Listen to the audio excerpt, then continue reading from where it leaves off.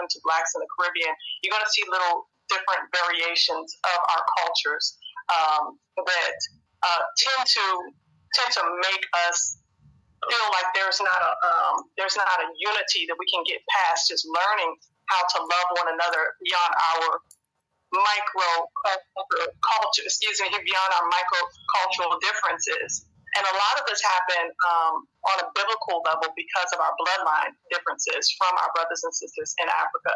So when our ancestors were involved in the slave trade, particularly in America, a lot of the white Christians, they taught that our people came from the bloodline of Ham. Now, Ham is, of course, one of three sons of Noah, Ham, Shem, and Japheth. But we were taught, our ancestors were taught, that the Hamitic blood was the curse of blackness on our skin. And so when a lot of us woke up, fast forward to maybe 2012, 2013, when a lot of us woke up to our Israelite identity, there was a conversation about our bloodline differences from the Hamitic bloodline.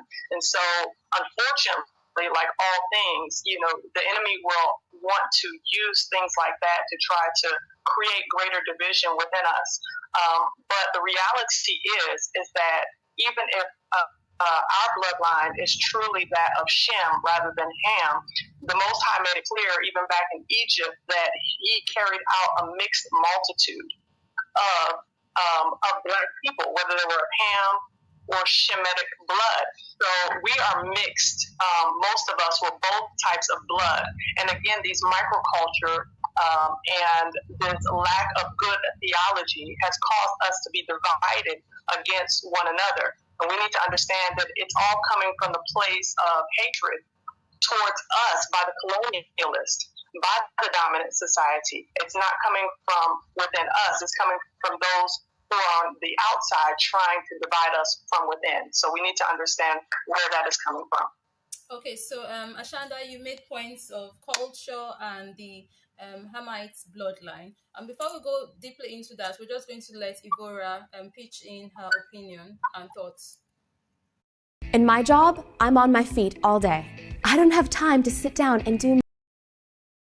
I was, what? Till 2021?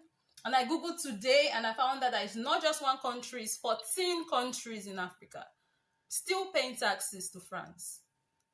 And France, they're fighting so hard to make sure that they have their grip, very strong grip, still in the hearts of this society, this economies, and they just don't want to let them go, because if they let go of these countries, the truth is France is going to plunder.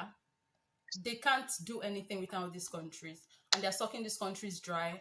And people wonder why the countries are not developing as fast, because they are tied literally in documents, which is insane, because how can you colonize a place that is not yours and we still have to pay you for colonizing? It's like you come into my house and you say, now the house is yours, but you are leaving, but I still have to pay you money because you are leaving. You are letting me have my house back. It's insane. And I wish these people, this is very important, because like Ivora said, a point on finance, it's very important where your money is at and where your money is going. And if all the money keeps going out, America, the black society in America, they are going to amount to $0. You said at a certain point, Africa keeps giving money out because they don't have any choice. I came by, I'm just going through, like surfing through the internet and just being on YouTube. I'm not sure why I saw that on Instagram or TikTok. I think it was on YouTube. I saw today. This post was talking about how Black people stop talking about how Black people should be promoting only Black businesses. I didn't watch the clip. I did not view the whatever was going on there. Just the title alone was like, what is this person saying? And it's important where your finances is going. Where are you building? Like Ivora have said, where are you building? And how are you building your own community? Are you building for your people? Because if you keep giving your money to these people, they take your money away from you. They don't care about you, really. They don't care about what you stand for. They don't care about your community, your growth, your prosperity. They don't care about nothing. And you keep giving your money to these people. And like Ivora said, yes, it's not really about whether or not you're buying fancy goods. Received an Oscar for that award, for pretty much allowing herself to be treated like a whole whore on that screen. Okay. And then when it came to Denzel Washington, he played in, I think it was Training Day, and he played a corrupt black cop, and he received an Oscar for that. So even though they have a very eclectic set of roles that they've played, in many of the movies, especially Denzel's played, has been inspirational to black people collectively. None of those movies received any type of award or any type of that was worthy, I guess, of Hollywood. Right, the Oscars is everything in Hollywood. We have to understand that the machine that's running that industry is the people who have taken our identity from us. Okay, so they understand what curse. They read the scriptures. They understand what the curse is on our people.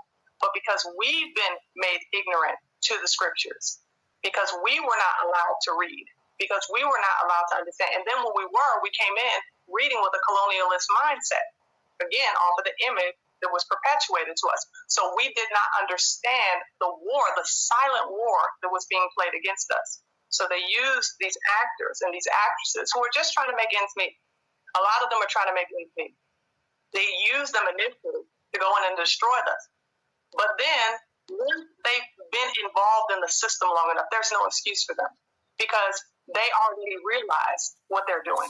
And so when you look at the Halle Berry, you look at the Denzel Washingtons, you look at all the actors and actresses, they no longer care about their people. They no longer care about the things of the Most High. They only care about keeping up their imagery. They only care about keeping their dollars in their pockets. Look at Oprah Winfrey is a perfect example, okay?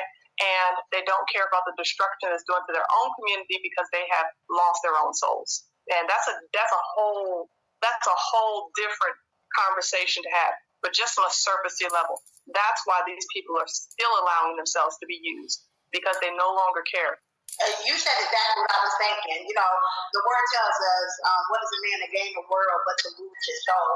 And so when Ivie was saying, like, I don't understand why they keep making these movies playing these roles when, you know, they're destroying us as a community. Well, the saying, hurt people hurt other people is real. If you're hurt with yourself, you're not being conscious about what you put out there or thinking. Look, let me tell you, I done been at my lowest, homeless, and healing, and not a lot of money in the bank account, and I was at my best because I was healed. I done been broke and had a whole bunch of money, house, and I was miserable.